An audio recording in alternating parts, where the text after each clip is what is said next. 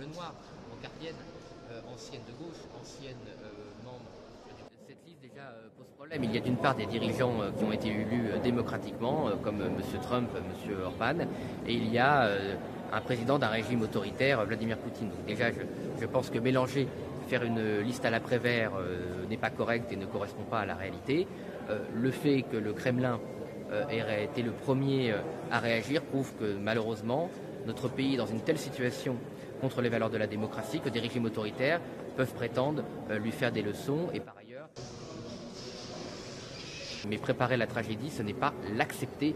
Et Marine Le Pen ne supporte pas l'injustice, elle se battra contre l'injustice qu'elle subit avec les autres et nous continuerons à nous battre. En tout cas, moi je la sens très déterminée et je peux vous dire que moi et bien d'autres, nous sommes très déterminés avec elle.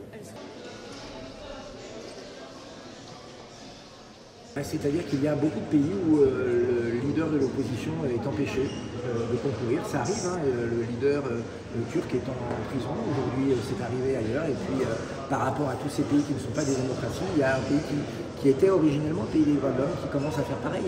Et M. Bayrou a raison.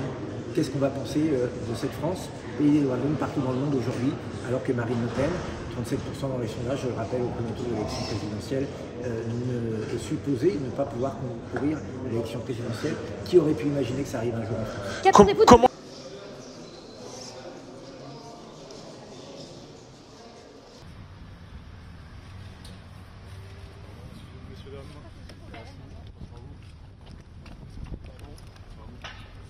Qu'allez-vous dire à vos députés?